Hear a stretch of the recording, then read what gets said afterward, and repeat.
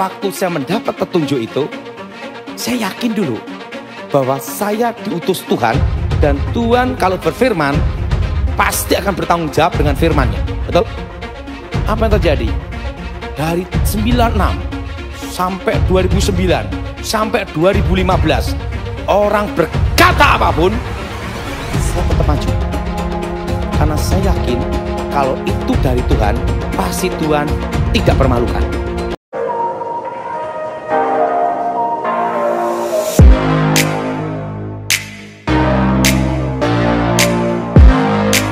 Shalom, sahabat John Prekado. Senang sekali bisa bertemu kembali dengan sahabat di channel ini. Terima kasih sahabat sudah setia mengikuti channel ini sampai hari ini. Saya berdoa kepada Tuhan, kiranya Tuhanlah yang membalas dan memberkati kita semua.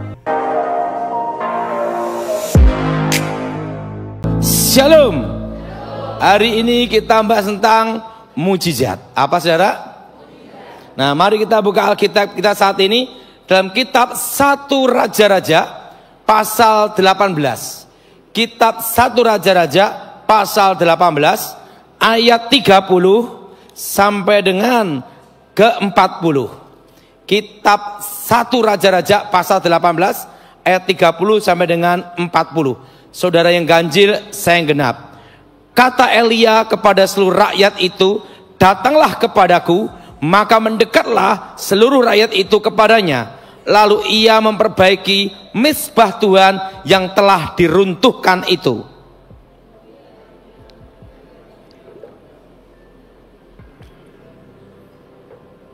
Kayak tawon suaranya. Ayo sekali lagi yang keras saudara. Ayat 31 udah baca?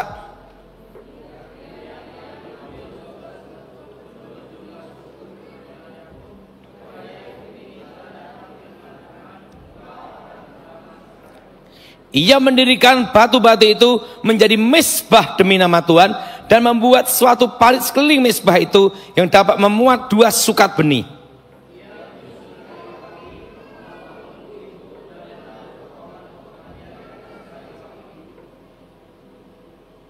Sesudah itu ia berkata, penuhilah 4 buyung dengan air dan tuanglah ke atas korban bakaran dan ke atas kayu api itu. Kemudian katanya, buatlah begitu untuk kedua kalinya, dan mereka berbuat begitu untuk kedua kalinya. Kemudian berkatanya, buatlah begitu untuk ketiga kalinya, dan mereka berbuat begitu untuk ketiga kalinya.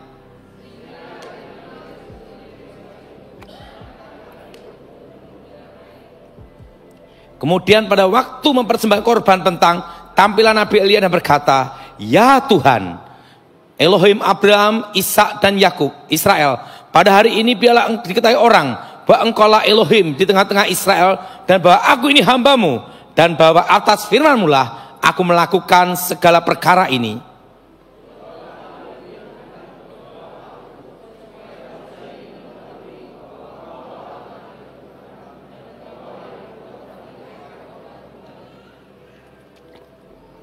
Lalu turunlah api Tuhan menyambar korban bakaran kayu api, batu dan tanah itu, bahkan air yang di dalam parit itu habis dijilatnya.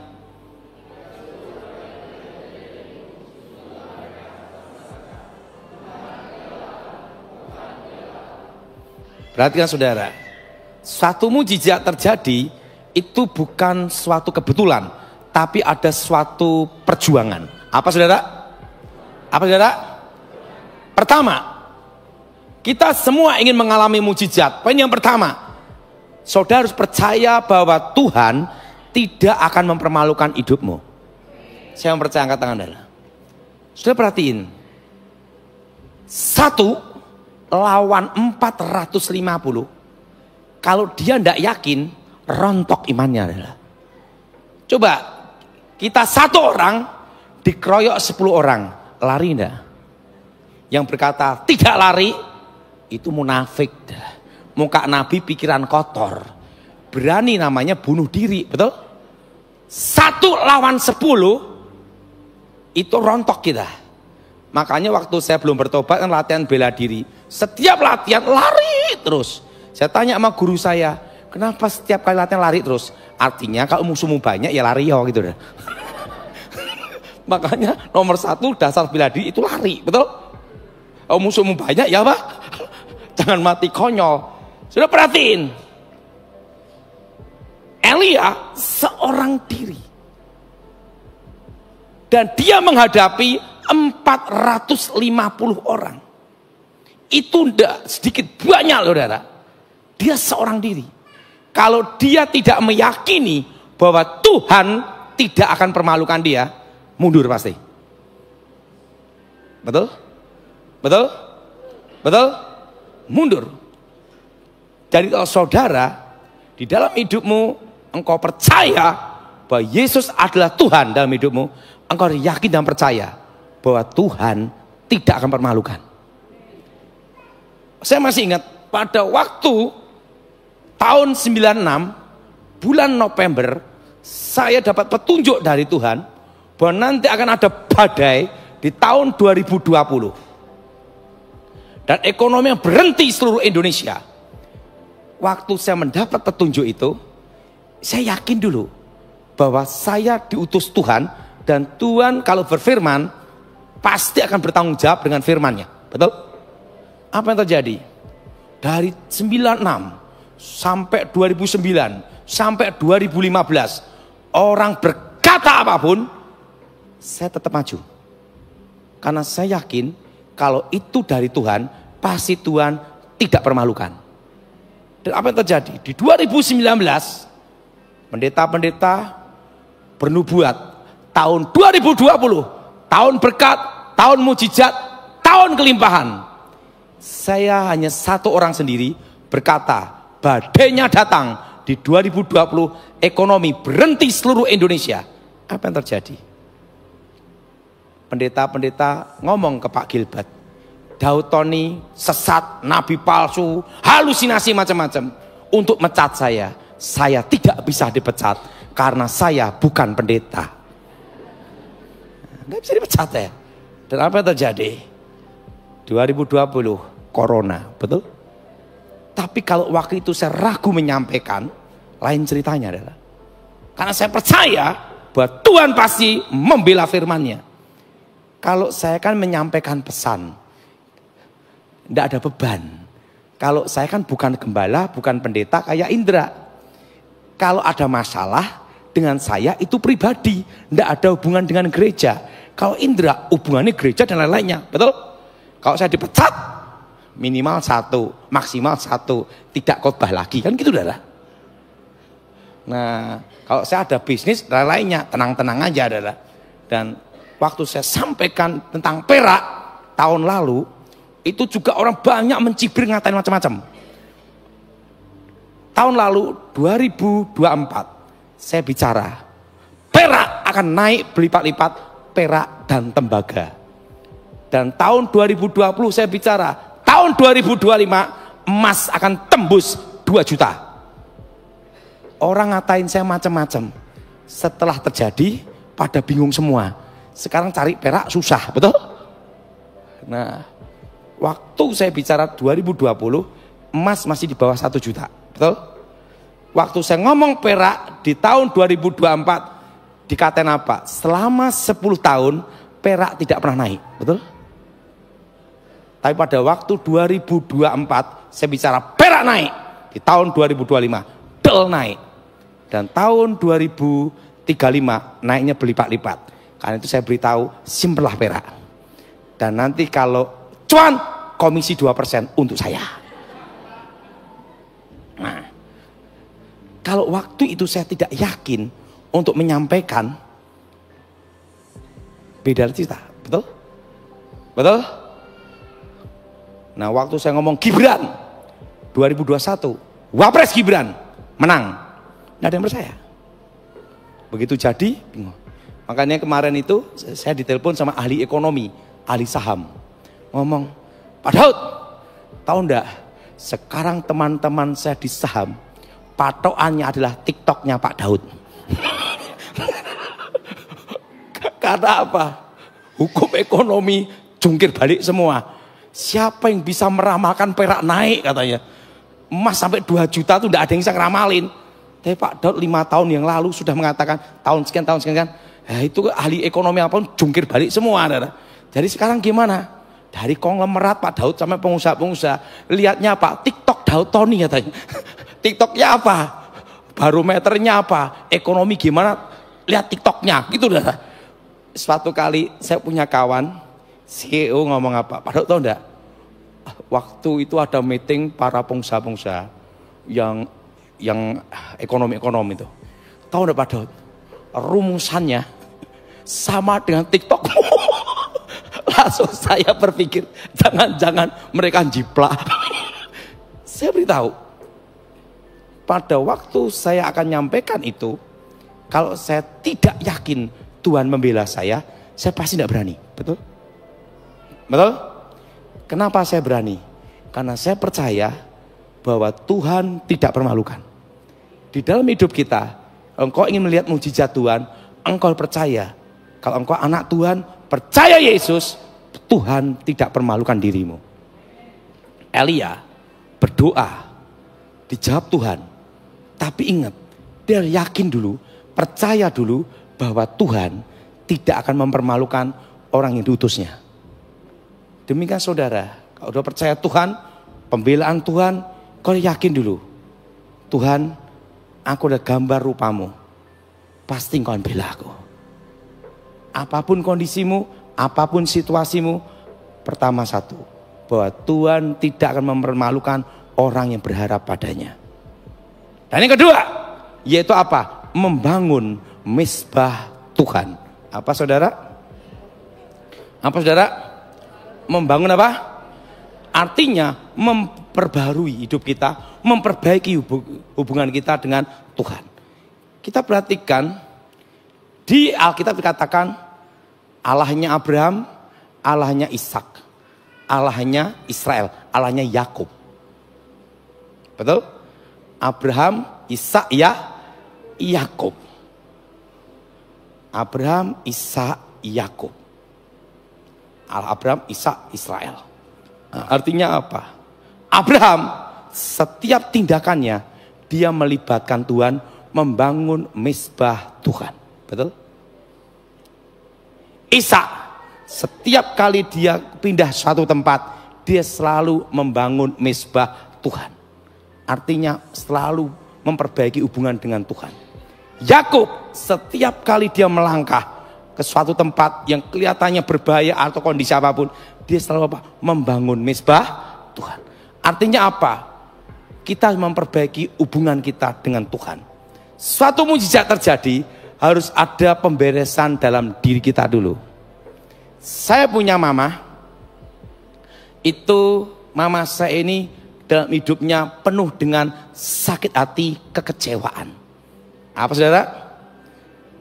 Karena mama saya dari kecil disiksa sama ayah tiri.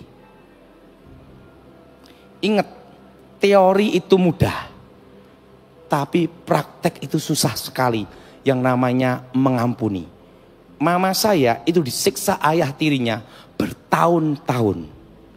Sampai dia lari dari rumah jadi pembantu di Jakarta. Itu mama saya. Dia cerita. Disiksa sama ayah tiri. Kenapa? Karena nenek saya, itu ayah dari mama saya meninggal, kawin lagi. Nah, ayah tiri kan. Nah, dia disiksa sama ayah tiri. Di dalam kondisi itu, disiksa bertahun-tahun, itu sangat menyakitkan hati. Betul? Betul? Setelah itu menikah. Ketemu papa saya, lebih kacau lagi. Kalau miskin sama mama saya, kalau kaya sama perempuan lain. Artinya apa? Sakit hatinya double. Betul? Betul? Betul? Betul? Pertama ayah tiri, kedua dengan suami. Yang menghambat di dalam hidupnya dia adalah apa saudara? Yaitu apa? Akar pahit kekecewaan. Ingat saudara, kalau saudara ingin mengalami suatu mujizat dalam hidupmu, engkau harus belajar mengampuni lawanmu, mengampuni musuhmu, dan berusaha mengampuni dirimu juga. Amin. Mengampuni apa saudara? Diri kita juga. Artinya kita harus tahu bahwa kita perlu pengampunan juga. Bagaimana kamu bisa mengampuni orang kalau engkau tidak bisa mengampuni dirimu sendiri? Betul? Betul? Betul? Mengampuni, koreksi diri kita. Mengampuni dirimu, mengampuni orang lain. Dan yang paling susah adalah mengampuni orang yang pernah mengkhianati. Betul? Nah, ada dua di sini. Pertama ayah tiri, kedua suami. Susah sekali. Tetapi mujizatnya satu adalah, walaupun benci sama papa saya, anaknya 5 adalah. Anaknya 5, laki semua. Dan hidup mama saya itu berat sekali dan susah sekali. Kenapa berat dan susah sekali? Saudara, membesarkan 5 anak laki semua beda dengan membesarkan 2 anak perempuan atau 3 anak perempuan. Beda. Kalau membesarkan anak perempuan, pusingnya itu pada waktu besar. Nikah sama siapa, jodohi sama siapa. Waktu kecilnya tidak terlalu repot. Betul? Kalau laki, kecilnya repot, besarnya juga tambah repot. Betul? Betul? Dan ingat, ini pengalaman hidup saya. Seorang ibu, apalagi kalau anak laki-laki itu paling disayang, kalau menikah, belum tentu seorang ibu itu merelakan anaknya sama istrinya berdua gitu. Ada rasa cemburu, betul enggak? Betul lah? Yang ngomong betul-betul ngalami itu lah. Nah, mama saya ada kekecewaan akar pahit di dalam dirinya. Tapi dia perlu suatu mujizat dalam hidupnya. Nah, yaitu apa? Ingin rumah tangga, keluarga dipulihkan. Bagaimana supaya papa saya bertobat? Bagaimana supaya ekonomi dipulihkan? Karena kondisi miskin sekali. Saya ngalami 1 telur dibagi 4. Caranya gimana? Kasih garam yang banyak. Terusan dibikin telurnya gosong. Jadi kalau makan dikit aja, teng sampai kepala. Jadi saya pernah ngalami 1 telur bagi berapa? 4, digoreng sampai gosong. Nah itu rasanya gurih asin dari 1. Sepotong segini bisa nasi 1 piring. Saya ngalami itu saudara. Pada waktu itu mama saya sakit ginjal, 2 ginjalnya rusak. Dan dokter bicara cuci darah tidak bisa nolong, hanya memperpanjang. Donor ginjal 50% berhasil, 50% gagal. Dan siapa yang akan mendonorkan? Mahal. Pada mama saya hidupnya susah, tidak ada uang. Nah, waktu itu saya waktu baru bertobat, saya ngomong sama mama saya, mau tidak mama percaya Yesus? Kalau Yesus adalah Tuhan, dia bisa menyembuhkan saya. Waktu itu saya tumpang tangan mama saya masih ingat itu tahun 93. Tiba-tiba ada aliran listrik luar biasa, kurang gitu, masuk ke badan saya, langsung ke mama saya, sembuh seketika. Dan mama saya sembuh tanpa dokter, tanpa operasi, tanpa obat. Itu sembuh tahun 93. Dan mama saya meninggal tahun ini. Berarti dia mengalami mujizat berapa puluh tahun. Sehat, sembuh. Dan apa yang terjadi? Dia ingin papa saya bertobat. Tiap hari didoakan. Makanya dalam hidup kita ini ya, semakin dekat Tuhan, semakin godaan itu besar. Semakin sudah diberkati Tuhan, ujian itu besar. Ujian laki-laki itu justru pada waktu diberkati. Semakin kaya, semakin terkenal, itulah ujian paling berat. Beda dengan perempuan. Perempuan itu diuji pada waktu suami miskin dan bukan siapa-siapa. Ditinggal apa tidak, betul? Betul? Bapak-bapak ada yang ketawa itu terasa. Laki-laki rata-rata selingkuh itu setelah punya uang banyak, betul? Kalau tidak ada uang, siapa yang mau? Betul? Betul? Wow, ketawa-ketawa dari pelaku dah. Lah, ujian paling berat. Dan mama saya dalam kondisi miskin seperti itu, dia ngomong gini, aku akan pertahankan perkawinan pernikahan hanya demi anak-anakku kalau nikah bapaknya ada, gitu aja. Dia mati atau hidup terserah. Pokoknya waktu anak nikah dia datang, itu udah simpel kan? Waktu itu saya ngomong mama saya, kalau mama mau papa bertobat, ada satu hal yang dilakukan, yaitu apa? Mengampuni. Apa saudara? Apa? Mengampuni papa dan mengampuni ayah tiri. Selama mama tidak bisa mengampuni, untuk supaya Tuhan melawat pemulihan itu tidak bisa. Harus mengampuni dulu. Kalau engkau mengampuni, bapakmu pun mengampuni. Dan mama saya kasih tahu, harus belajar mengampuni dirimu sendiri. Karena dia selalu menyalahkan Tuhan dan menyalahkan dirinya. Kenapa aku dilahirkan seperti ini? Kan itu adalah. Kalau orang stres kan gitu adalah. Stres hampir sarno, sarape keno kan itu adalah. Ngomongin, kenapa aku dilahirkan? Kenapa aku dilahirkan ke kondisi seperti ini? Dan lain-lainnya. Dia belum bisa mengampuni dirinya sendiri. Betul? Betul? Mempersalahkan kenapa dia dilahirkan. Waktu itu saya ngomong sama saya, belajar mengampuni dirimu, mengampuni papa, dan mengampuni ayah tiri.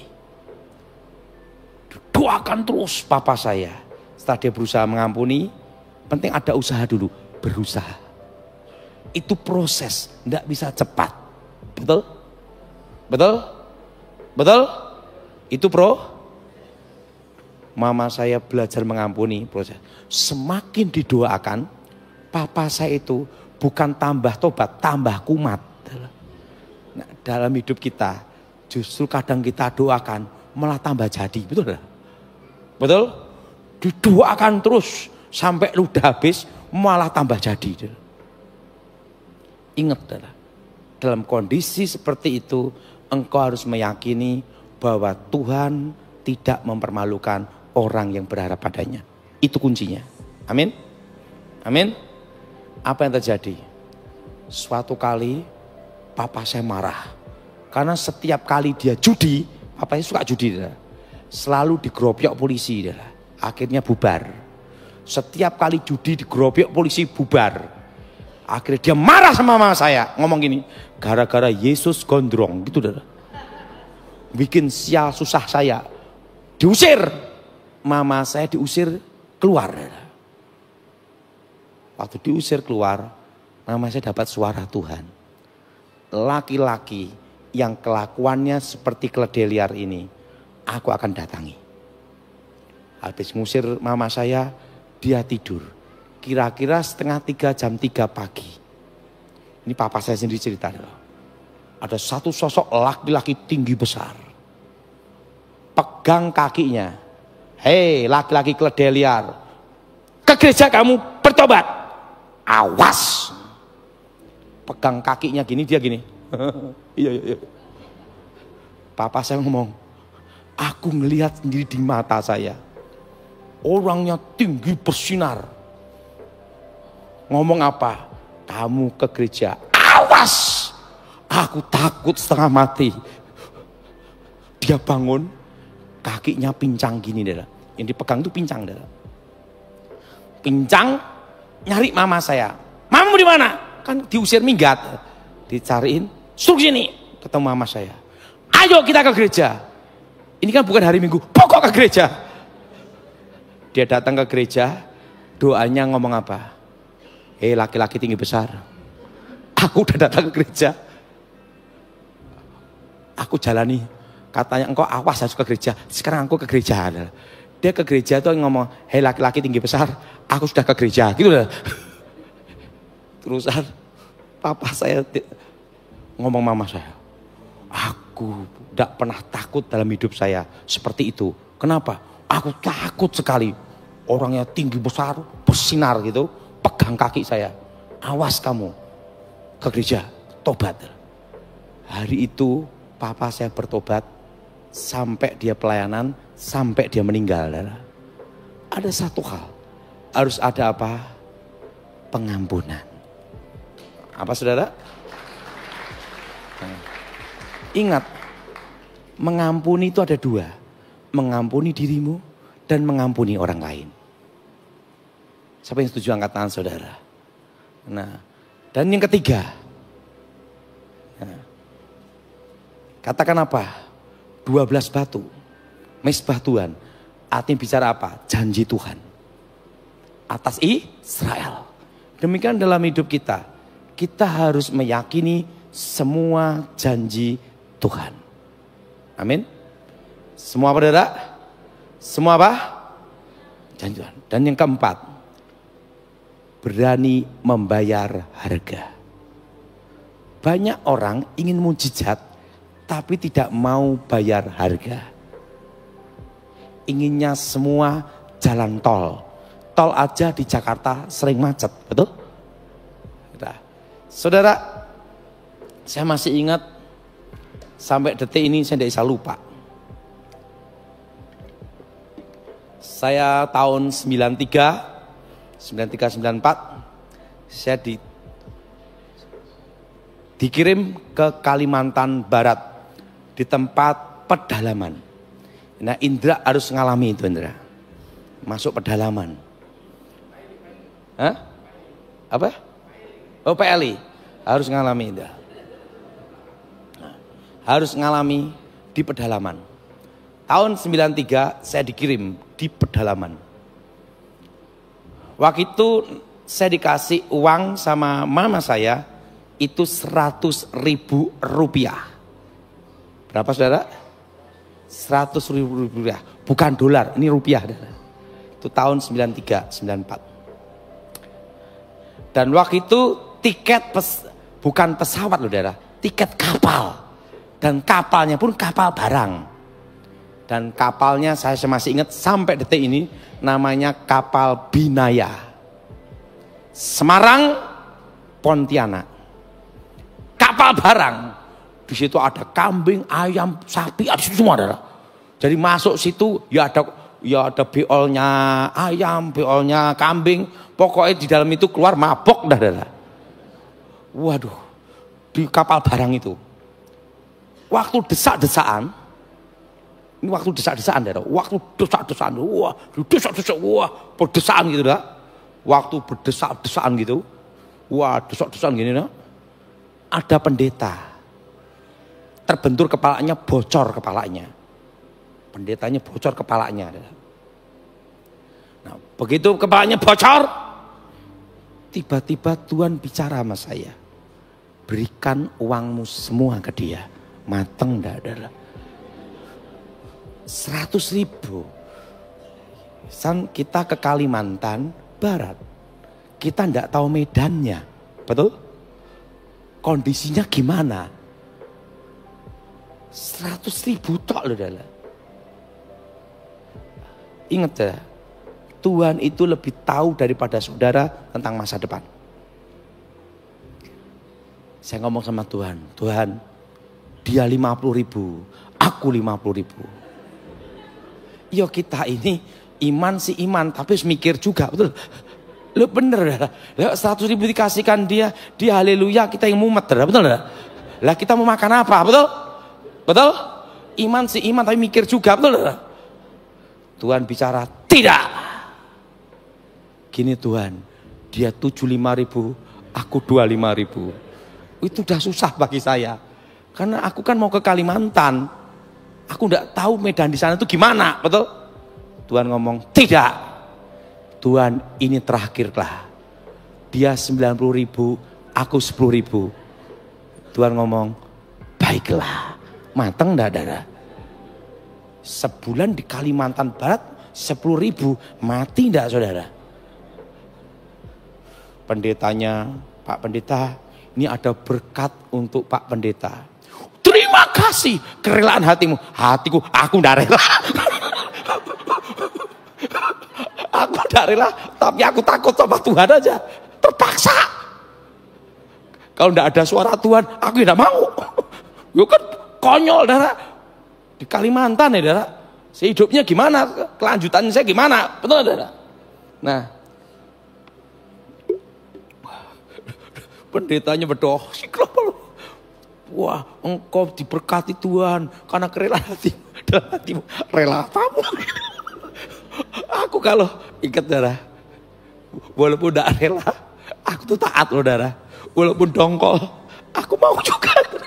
Karena aku lebih takut Tuhan daripada ini. Ya udah, dia ngomong haleluya. Namanya pendetanya, seingat saya namanya Sulaiman. Saya masih ingat itu. Tinggal 10.000 ini dah. Tinggal 10.000. Sampai di Pontianak. Wah. Bingung ini. Nanti yang jemput siapa? Naik apa? Tahu enggak saya naik apa? Naik truk saya dah. Naik truk saya tuh naik angkot. Transit sebentar aja, saya naik angkot. Naik angkot. Udah. Karena dijemput sama gereja. Oke, tenang aja angkutannya ini yang ngasih. Oh iya gitu. Sebentar terkait sebentar aja tapi. Nah, angkot terus sampai Singkawang. Sampai Singkawang. Wah, saya kirim saya diutus di Singkawang ini, di tempat saya sekolah. Bayangin teman-teman dikirim di Semarang, di kota-kota. Saya pikir kan saya di Singkawang dah. Enggak, Saudara. Aku dikirim pedalaman, Saudara. Pedalaman itu, Saudara, saya masih ingat Pak Daud ini di situ hati-hati karena itu budaya Kapkayo, penggal kepala. Dan di sana masih ada kanibal, orang makan orang. Daud, kamu kan putih, ingat di sana. Oh iya. Terusan, waduh, gimana ini? Udah tinggal 10.000, mau dikirim di pedalaman. Satu malam tuh jalan kaki, Saudara. Nggak boleh pakai benda penerang, gini-gini, Saudara. Ke tempat itu, Saudara. Ke tempat itu, Saudara. Benar, Saudara. Tidak ada toko, tidak ada minimarket, nggak ada pasar sama sekali. Mereka tinggal di atas pohon. Dan di panggung-panggung, jadi uang tidak berlaku. Mau ndak mau, begitu nyampe datang, cari makan sendiri. Cari nyerok yang namanya tengkuyung. Itu kayak keong segini, kalau di sini namanya kol nenek ya. Nyerok-nyerok gini. Nyari keong untuk makan. Ya. Mau beli apa ndak bisa. Indomie aja juga ndak ada. Di pedalaman tengah-tengah hutan. Saya masih ingat kebaktian hari pertama. Yang khotbah saya, yang nyanyi saya, mimpin pujian saya, yang ngeden kantong lekte saya, jemaat 1. Jadi persembahan berapa lo ngasih gua tahu. Kenapa? Hanya dia doang.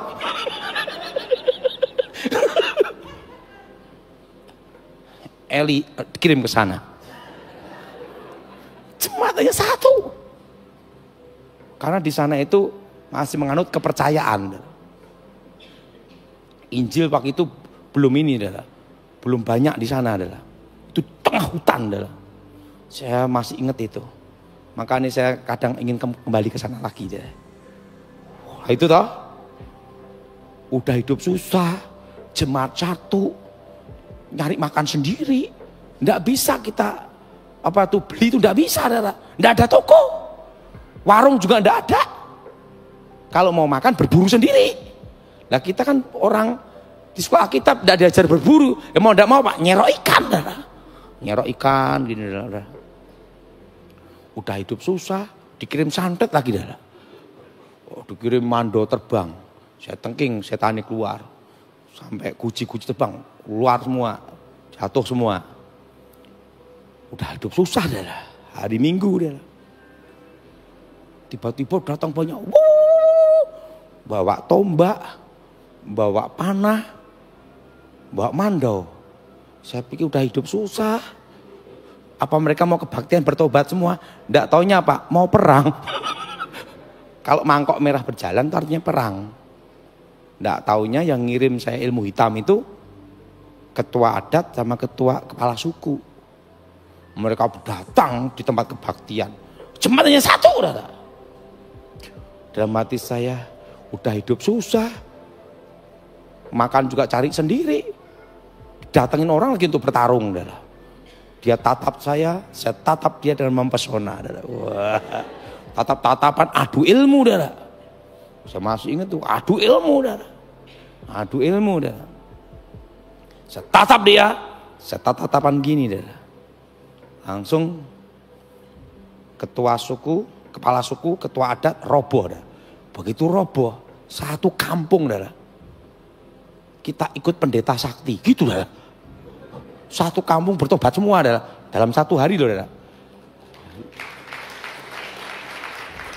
Dan di sana itu, waktu itu saya masih ingat mau buang air besar, dikasih tongkat. Pak Daud, kalau mau beol, bawa tongkat ini Pak ya. Saya tanya, ini untuk apa? Nanti Bapak tahu sendiri. Itu kan di sungai. Kita kan nongkrong gini. Itu babi kan liar. Itu babi, kalau enggak digini, itu buk, gitu. Harus dikirim dia di sana. Jadi ini tongkat, saya masih ingat itu. Ini tongkat, ini nongkrong, gini, saudara.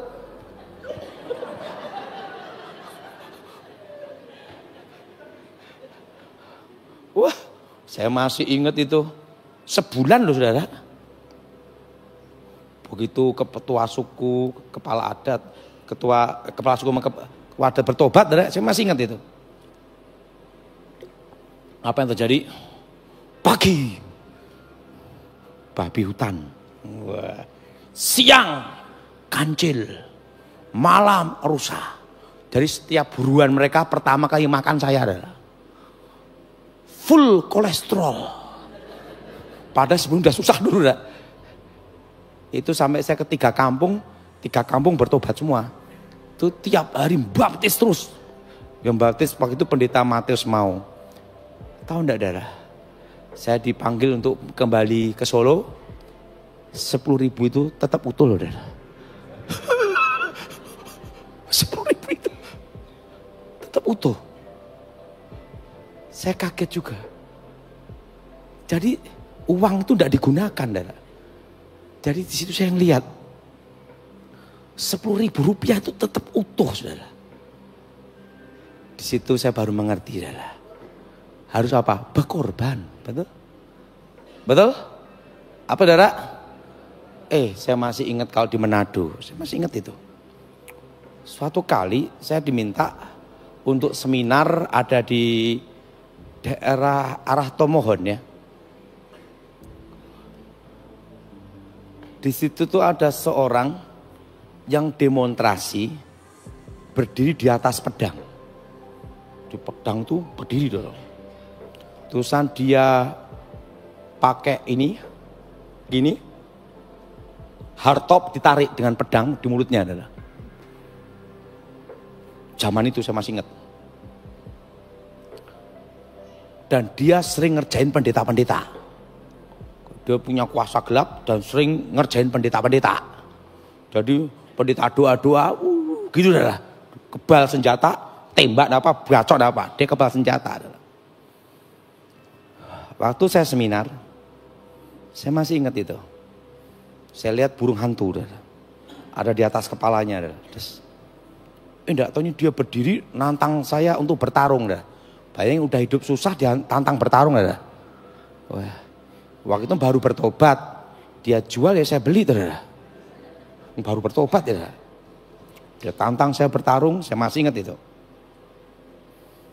Dia berdiri di atas pedang. Dan dia ditembak, dibacok dan mempan. Kebal senjata. Rambutnya gini, dipotong, tidak mempan. Nah, udah tahu? Dipotong, tidak mempan. Dia tantang saya bertarung. Itu di daerah Manado. Saya masih ingat, arah Tomohon itu. Dia ngomong gini. Kalau Bapak dulunya orang sakti, pasti bisa ngalahkan saya. Tapi jangan gunakan nama Yesus. Nggak taunya dia dukun Kristen. Nggak boleh nyebut apa? Nama Yesus. Nah, langsung saya tanya itu. Kamu udah nikah atau belum? Kan dia enggak, kita ngomong dia nggak boleh nyebut nama Yesus. Gitu lah. Ya udah. Berarti harus saya gunakan teknik. Oke. Tidak boleh nyebut nama Yesus ya? Iya, ada pendeta-pendeta. Baik, saya tidak menggunakan nama Yesus. Oke. Saya tanya dulu. Kamu kebal senjata? Ya.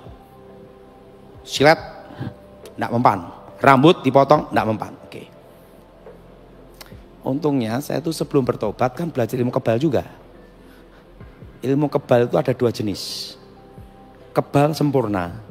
Itu harus seorang perjaka ting-ting, tidak boleh tong-tong, dan tidak boleh menyentuh wanita, dan tidak boleh ada nafsu dengan wanita, termasuk dengan sesama, itu namanya homo ya, bukan? Karena itu ini kebal sempurna, dan kebal sempurna itu mulut kebal, tembak dan mempan, rambut dicabut tidak bisa.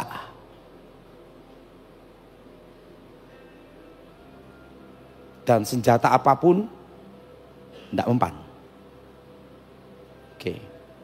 Saya tanya, kamu udah nikah belum? Sudah. Kalau kebal tidak sempurna, dia bukan perjaka dinding, tong-tong. Itu pasti dia memang tidak bisa kena senjata tajam, tapi bisa tertusuk jarum. Tertusuk apa? Jarum. Ada titik-titiknya, ada jarum. Nah, langsung dia ngomong, nikah, punya anak. Oh, gampang. Ingat ya, enggak boleh nyebut nama Yesus, gitu. Saya ngomong, minta jarum.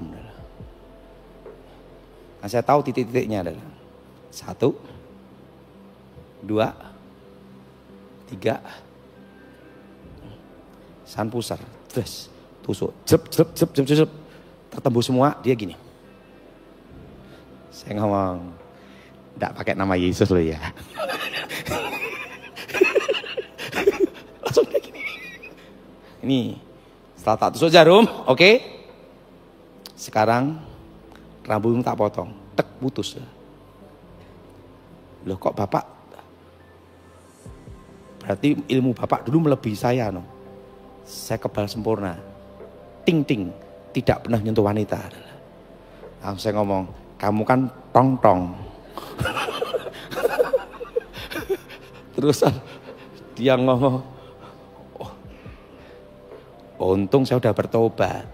Kalau saya belum bertobat, kamu ketemu Tuhan hari ini. Walaupun tidak pakai nama Yesus, saya bisa tahu titik mana yang bisa mengalahkan ilmu kebal kamu. Tusuk jarum aja, cep, sini, sini aja, des, sini dah, tes, kekuatan kebal kan di sini dah, tes, tusuk bagian ini sininya, tek, ulu hati, tes, tidak bisa gerak dah. Gunakan ilmu kebal kamu, semakin kamu gunakan, semakin muntah darah dah, bisa mati perlahan dah. Silakan coba, tidak bisa gerak dah, selesai, langsung dia tobat. Saya pikir-pikir kadang tuh Tuhan itu ya, kita punya masa lalu, itu ada gunanya juga, betul gak? Betul? Dia ngomong gak boleh nyebut nama Yesus ya sudah, ya tak ladeni bener lah. Suatu kali ada kasus di Gresik. Ada penjahat ditangkap polisi. Polisinya pukul, jebret, yang pinjol polisinya adalah. Setiap diapakan yang kena yang nyide itu adalah. Dia ngomong, gimana kelemahannya Pak Daud? Ah tenang aja, itu ibunya bumi, gantung, tidak nyentuh tanah, gebukin opnam, kebalnya hilang. Nah itu banyak kasus. Satu hal saya belajar, saudara, kita kalau bersama Tuhan harus mau apa? Berani berkorban, membayar apa? Harga. Banyak orang ingin mengalami mujizat, tapi tidak berani membayar harga. Betul? Kita maunya kebaikan Tuhan, tapi tidak mau bayar harganya. Ingat saudara, Elia berani membayar harganya. Yaitu apa? Waktu itu cari air susah, dia kasihkan air. Betul? Cari lembu susah sekali, persembahkan lembu. Artinya apa? Dalam hidup ini kita harus berani apa? Membayar harga. Banyak orang ingin mujizat, tapi tidak mau membayar harganya. Betul? Betul? Betul? Betul? Makanya saya beritahu, kalau kita ingin mujizat, harus berani membayar harga. Dan berikutnya adalah apa? Aku melakukan ini karena nama Tuhan. Amin. Satu hal. Jadi kalau saudara ingin mujizat, engkau harus berani membayar harganya. Saya setuju, angkat tangan saudara. Amin. Tidak usah banyak-banyak. Kita aja kalau mau nikah harus membayar ya, betul lah. Membayar maharnya, betul? Betul? Betul? Yang jadi pertanyaan, kita semua ingin mujizat. Kita semua ingin dipulihkan. Kita semua berdoa. Tapi ada satu pertanyaan, apakah kita mau membayar harganya? Waktu itu kekeringan, cari air susah, cari lembu susah. Air harus ada, lembunya harus ada. Artinya apa? Ada harga yang harus dibayar. Ini jadi pertanyaan satu hal. Apakah engkau mau membayar harganya? Siapa yang mau bayar harganya? Angkat tangan saudara. Ingat saudara, kita ingin mujizat. Kita ingin mengalami pemulihan. Kita mengalami berbagai hal yang baik Tuhan. Tapi jadi pertanyaan satu, beranikah kita membayar harganya? Waktu kekeringan untuk cari sapi itu susah. Cari air susah. Tapi harus bayar harganya, ada sapi dan air. Betul? Ada korban. Saya beritahu pada saudara, maukah kita berkorban? Amin. Saya beritahu, yang paling susah dalam hidup ini adalah membayar harganya. Kalau doa orang bisa, tapi membayar harga belum tentu mau. Jelas? Jelas? Jadi saudara, lakukan sesuai firman Tuhan. Kedua, mau berkorban dan membayar harganya. Saya percaya saudara, saya kan diminta saudara ya, waktu itu ada petunjuk penting. Tahun depan kita mengalami resesi yang paling berat melebihi tahun ini. Tapi tahun depan saya percaya, karena saya diminta untuk melakukan doa untuk negara kita. Supaya tahun depan resesi ekonomi bisa diatasi.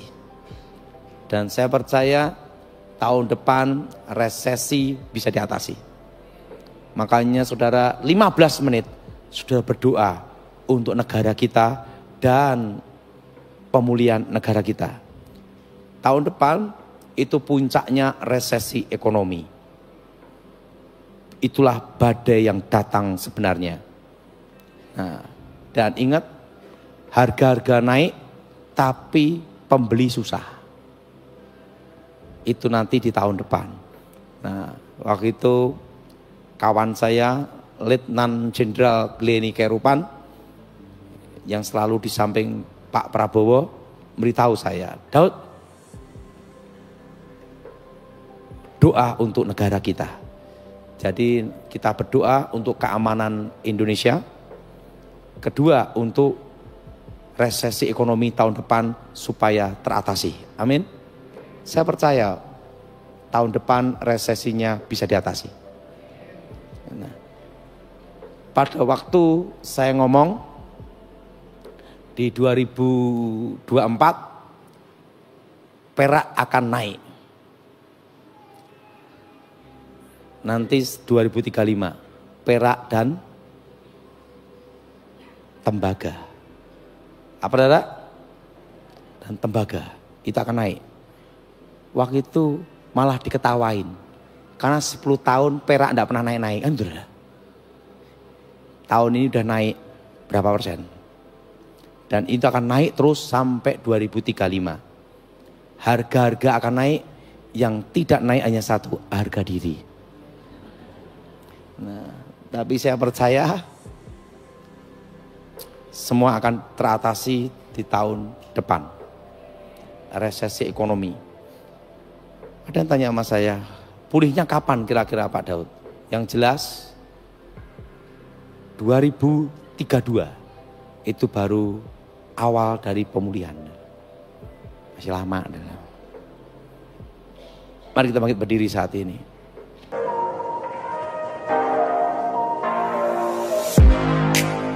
Terima kasih sahabat sudah menyaksikan tayangan kami hari ini.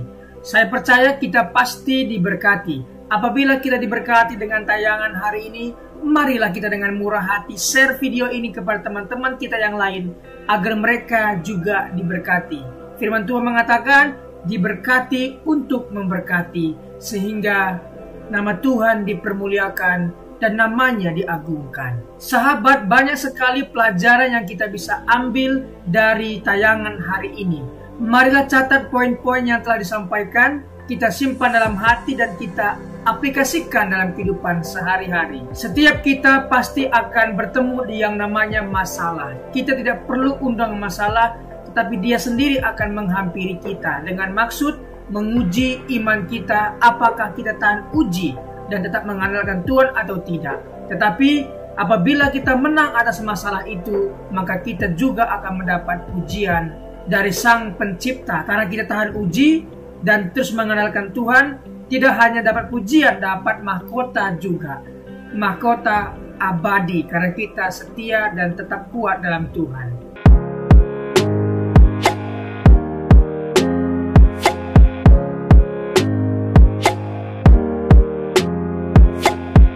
Shalom, dalam kesempatan kali ini kita akan belajar satu tema yang tentu pasti akan memberkati kita, yaitu memilih yang benar.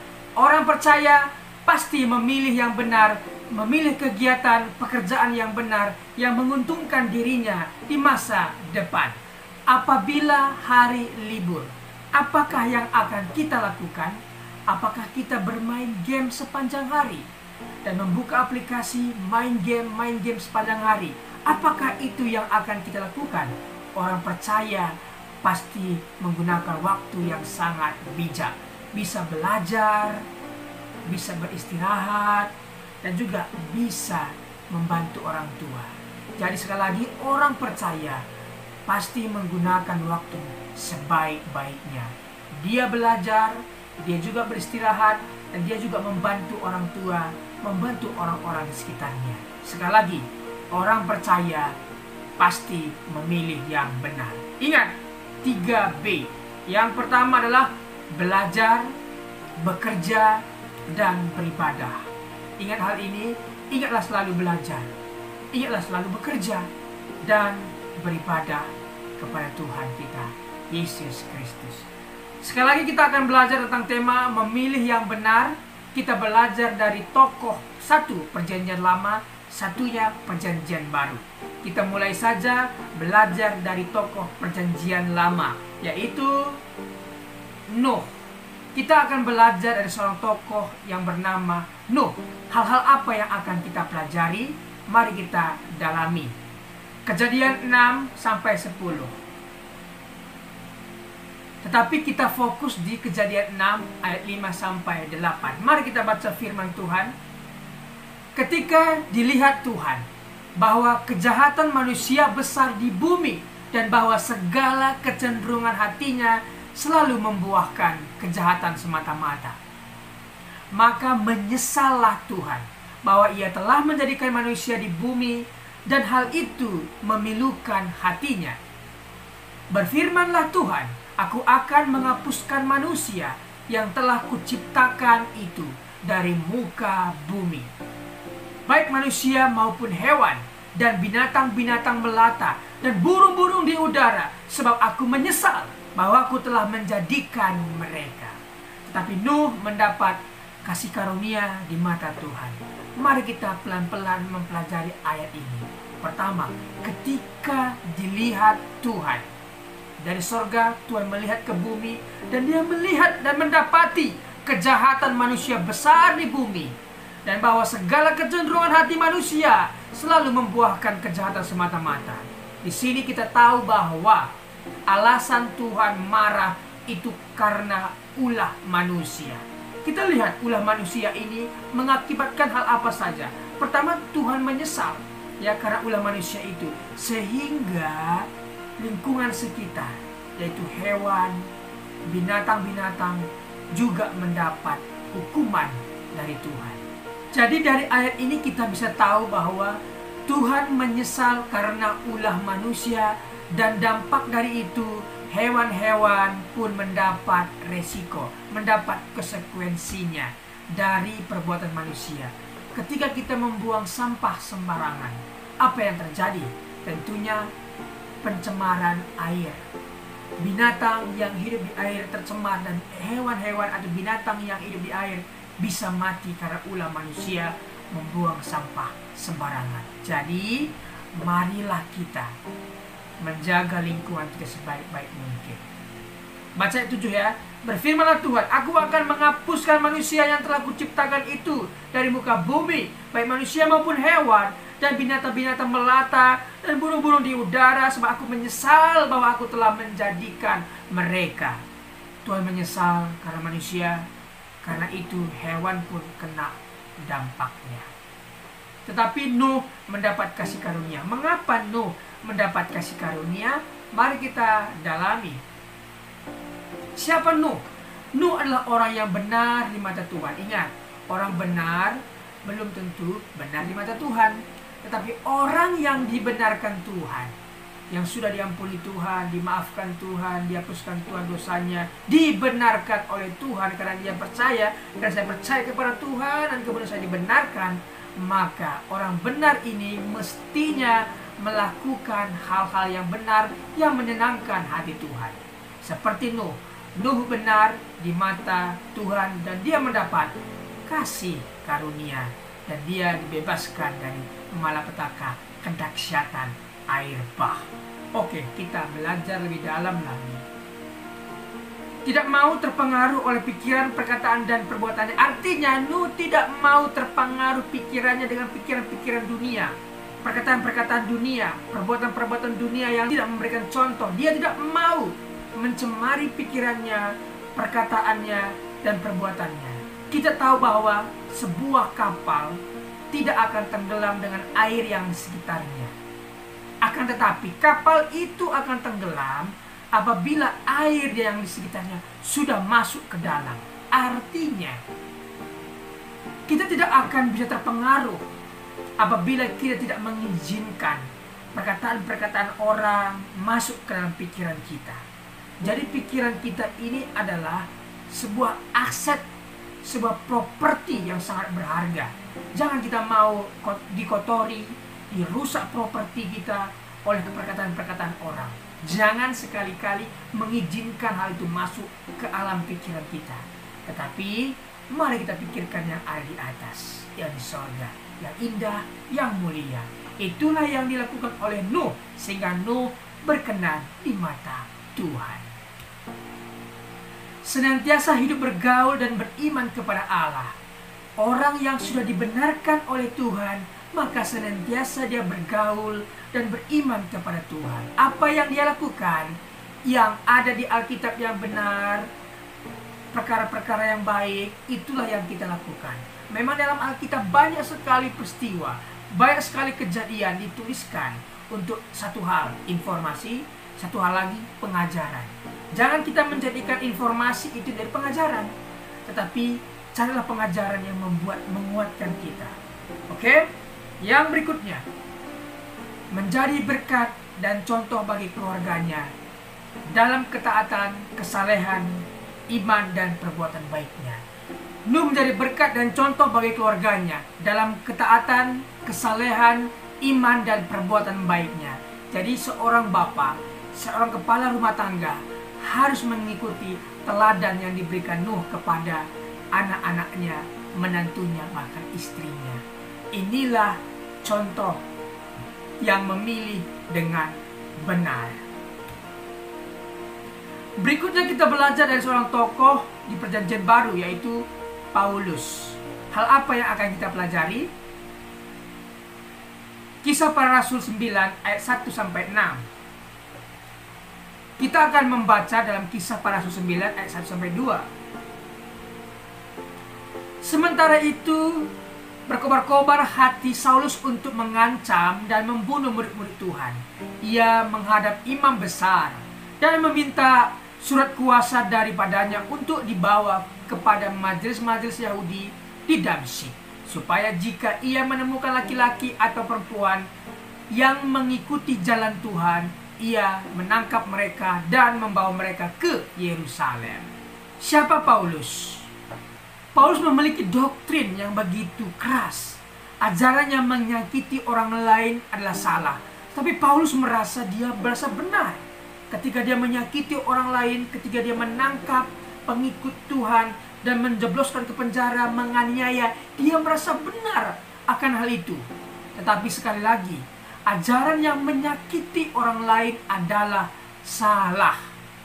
Tuhan tidak pernah mengajarkan, bahkan agama-agama di dunia tidak pernah mengajarkan menyakiti orang lain adalah benar. Tidak, tetapi menyakiti orang lain adalah ajaran yang salah. Orang yang bertemu dengan kebenaran, Yesus, pasti melakukan dan memilih yang benar. Kita lihat, Saulus yang begitu bengis, begitu keras, begitu kejam, ketika bertemu dengan Tuhan Yesus, dia menjadi lunak, dia menjadi bertobat, dan dia menjadi orang yang memilih yang benar. Sekali lagi, orang yang telah bertemu dengan Tuhan Yesus pasti berubah. Jadi sahabat, apabila sahabat punya nenek, kakek, bapak, ibu, apapun itu, bawa mereka dalam doamu, doakan mereka. Ketika mereka bertemu dengan Tuhan, maka mereka akan berubah. Jadi sekali lagi, orang sekeras apapun, sebejat apapun, sebengis apapun, ketika dia bertemu dengan Tuhan, pasti lunak dan mengalami perubahan yang luar biasa. Contohnya adalah Paulus ini. Paulus memilih untuk menjadi pelayan Tuhan. Ketika dia bertemu dengan Tuhan, dia dibutakan dan dia di sana bertobat, berpuasa, kemudian dipulihkan, disembuhkan butanya, dan akhirnya dia memilih menjadi pelayan Tuhan. Memang Tuhan telah memilih dia dan menyiapkan dia menjadi penginjil luar biasa. Paulus menjadi penginjil yang luar biasa. Dari 27 kitab Perjanjian Baru, 13 diantaranya Pauluslah yang menulis atas ilham yang Tuhan berikan kepadanya. Jadi sahabat, orang yang telah dipilih Tuhan pasti memilih yang benar. Orang yang dibenarkan Tuhan pasti melakukan hal-hal yang benar, yang tentunya menyenangkan hati Tuhan. Terima kasih sudah mengikuti pengajaran hari ini. Hari ini kita belajar dari seorang tokoh bernama Nuh dan juga Paulus. Terima kasih. Apabila ada komentar, pendapat yang berbeda dengan apa yang saya sampaikan, boleh tinggalkan komentar di bawah video ini. Terima kasih, Tuhan Yesus memberkati. Mari kita berdoa. Bapa, terima kasih buat kebenaran firman Tuhan, kesaksian hidup bersama Tuhan yang telah dibagikan. Sungguh kami diberkati. Berkatilah para pembicara hari ini. Berkati pendengar setia John Pregador. Terima kasih Tuhan. Demi nama Tuhan Yesus. Amin.